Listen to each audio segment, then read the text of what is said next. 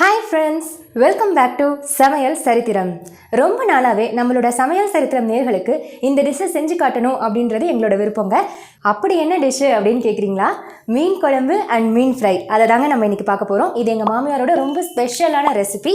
அவங்க ரொம்பவே சூப்பரா பண்ணுவாங்க. அந்த ஸ்டைல்ல இன்னைக்கு நான் உங்களுக்கு செஞ்சு காட்ட போறேன். வாங்க வீடியோக்குள்ள போலாம். மீன் குழம்பு செய்ய தேவையான பொருட்கள்லாம் பார்த்துடலாம். 5 மீடியம் சைஸ் தக்காளியை இந்த மாதிரி ரெண்டா நறுக்கி வச்சிருக்கேன். கொஞ்சம் கருவேப்பிலை, 4 பச்சை மிளகாய் கீறி வச்சுருக்கேன், கொஞ்சம் கொத்தமல்லி, ஒரு 10 சின்ன வெங்காயம் ரெண்டாக நறுக்கி வச்சுக்கோங்க. சின்ன வெங்காயம் போட்டு நம்ம மீன் குழம்பு செஞ்சோன்னா ரொம்பவே ருசியாக இருக்கும். ஸோ சின்ன வெங்காயம் முடிஞ்ச அளவுக்கு யூஸ் பண்ணுங்கள். நீங்கள் பெரிய வெங்காயமும் யூஸ் பண்ணிக்கலாம். ஒரு 3/4 ஸ்பூன் வடகம் எடுத்து வச்சுருக்கேன். வடகம் போட்டு நம்ம மீன் குழம்பு வச்சோன்னா அது அவ்வளோ மனமாக இருக்குங்க. முடிஞ்ச அளவுக்கு நீங்கள் வடகம் போட்டு தாளித்து நீங்கள் மீன் குழம்பு பண்ணுங்கள். நாங்கள் இதை ஆன்லைனில் தான் ஆர்டர் பண்ணி வாங்கினோம். எல்லா கடைகள்லையுமே இது கிடைக்கும், நீங்கள் வாங்கிக்கலாம்.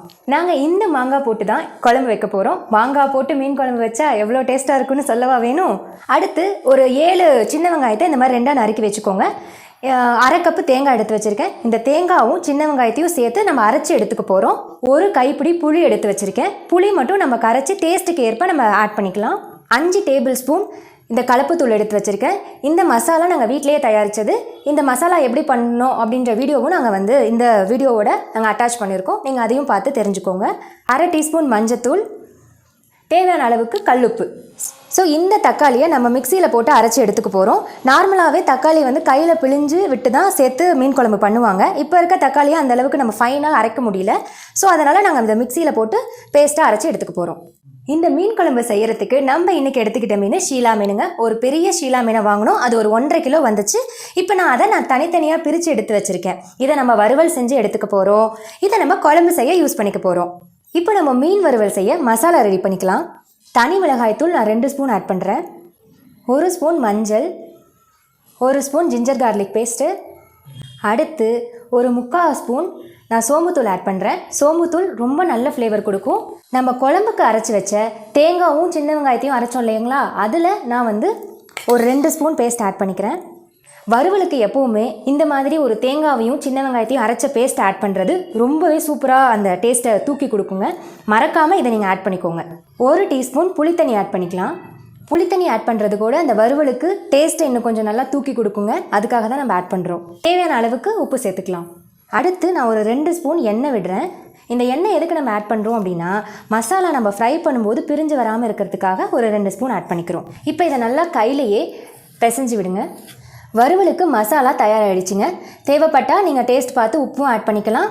மிக்ஸ் பண்ணும்போது கொஞ்சம் லைட்டாக தண்ணி விட்டு கூட இந்த மாதிரி இலகுன மாதிரி நீங்கள் மிக்ஸ் பண்ணி வச்சுக்கோங்க. அடுத்து இந்த மாதிரி ஃபிஷ் எடுத்துக்கோங்க. நம்ம கலந்து வச்ச மசாலாவை இது மேலே அப்படியே எல்லா இடமும் படுற மாதிரி அப்ளை பண்ணுங்கள். சைடில் இந்த மாதிரி எல்லா இடத்துலையும் இது மசாலா படணும். இப்படி ஒரு சைடு அப்ளை பண்ணதுக்கப்புறம் நம்ம திருப்பி அப்ளை பண்ணிக்கலாம். இந்த சைட்லேயும் நம்ம நல்லா அப்ளை பண்ணிக்கலாம். எல்லா மீன்லேயும் மசாலாவை அப்ளை பண்ணி வச்சுட்டோம். இது நல்லா ஊறிட்டுருக்கட்டும். அதுக்குள்ளே நம்ம மீன் குழம்பு செஞ்சு முடிச்சிடலாம். இப்போ நம்ம மீன் குழம்பு செய்கிறதுக்கு மசாலா கரைச்சி எடுத்துக்கலாம். எடுத்து வச்ச புளியை நான் கரைச்சி வச்சுருக்கேன். புளி தண்ணியை ஆட் பண்ணிக்கிறேன். அரைச்ச தக்காளி பேஸ்ட் ஆட் பண்ணிக்கலாம். தேங்காயும் சின்ன வெங்காயமும் அரைச்ச பேஸ்ட்டு. 5 டேபிள் ஸ்பூன் எடுத்து வச்ச கலப்புத்தூள். நம்ம எடுத்து வச்ச 1 ஸ்பூன் மஞ்சத்தூள். தேவையான அளவு கல்லுப்பு எடுத்து போட்டுக்கலாம். இதை இப்படி கையாலேயே நல்லா கரைச்சி விட்டுக்கலாம். கட்டி எதுவும் வராமல் நல்லா மிக்ஸ் பண்ணி விடுங்க. மிக்ஸ் பண்ணிவிட்டு நம்ம டேஸ்ட்டும் பார்த்துக்கலாம். உப்பு, காரம், புளிப்பு எல்லாம் கரெக்டாக இருக்கா அப்படின்னு இந்த ஸ்டேஜ்லேயே நம்ம பார்த்துக்கலாம். மீன் குழம்புக்கு மசாலா நல்லா கரைச்சி எடுத்துக்கிட்டோங்க. சட்டி காஞ்சதும் 3 குழிக்கரண்டி எண்ணெய் ஊற்றியாச்சு. எண்ணெய் காஞ்சதும் வடகத்தை ஆட் பண்ணிக்கலாம். வடகம் பொரிஞ்சதும் சின்ன வெங்காயத்தை ஆட் பண்ணிக்கலாம்.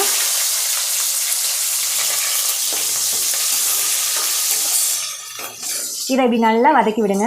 இந்த அளவுக்கு வெங்காயம் நல்லா வதங்கினதும் பச்சை மிளகாவை ஆட் பண்ணிக்கலாம். சேர்த்து நல்லா வதக்கி விடுங்க. அடுத்து கருவேப்பிலை சேர்த்துக்கலாம். கருவேப்பிலெல்லாம் பொரிஞ்சதும் நம்ம கரைச்சி வச்சிருக்கிற மசாலாவை ஆட் பண்ணிக்கலாம். மசாலாவை ஆட் பண்ணதும் இப்படி நல்லா மிக்ஸ் பண்ணி விடுங்க. இப்போ நம்ம ஹை ஃப்ளேம்லேயே வச்சு இதை நல்லா குக் பண்ண விடலாம். இது நல்லா கொதித்து வரட்டும்.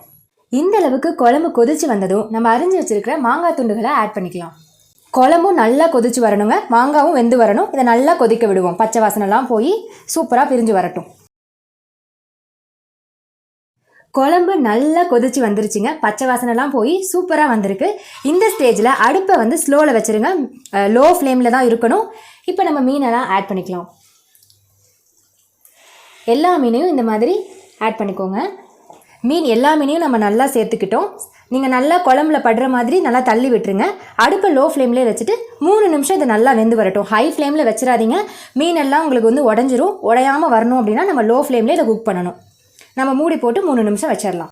பாருங்கள், நல்லா இந்த அளவுக்கு கொதித்து வந்த உடனேயும் கொத்தமல்லியை தூவி நம்ம அடுப்பை ஆஃப் பண்ணிடலாம். மசாலாலாம் இறங்கி மீன் நல்லா ஊறிடுச்சுங்க. இப்போ நம்ம வறுத்துக்கலாம் மீனை. கடாய் காஞ்சதும் எண்ணெய் ஊற்றிக்கலாம். எண்ணெய் காஞ்சதும் நம்ம மீன் இதில் போட்டுடலாம்.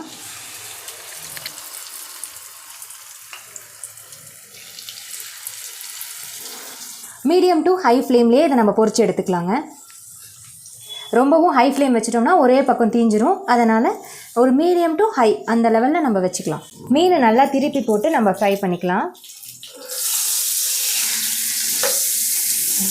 ஒரு சைடு நல்லா வெந்துருச்சு, திருப்பி போட்டாச்சு. இந்த சைடும் நல்லா இது வெந்து வரட்டும். மசாலாலாம் பாருங்கள் பிரிஞ்சு வராமல் மேலேயே அதில் ஒட்டிகிட்ருக்கு. மீன் இப்போ 2 சைடும் நல்லா வெந்துருச்சுங்க. இப்போ நம்ம இதை எடுத்துக்கலாம். அவ்வளோதாங்க, நம்மளோட அசத்தலான மீன் குழம்பும் மீன் வறுவலும் தயாராகிடுச்சு. நீங்களும் உங்கள் வீட்டில் இதை ட்ரை பண்ணி பாருங்கள். எப்படி இருந்தது அப்படின்றத கமெண்ட் செக்ஷனில் சொல்லுங்கள். இந்த வீடியோ உங்களுக்கு பிடிச்சிருந்தா லைக் பண்ணுங்கள், ஷேர் பண்ணுங்கள். மறக்காமல் நம்ம சேனலை சப்ஸ்கிரைப் பண்ணிக்கோங்க. தேங்க்யூ.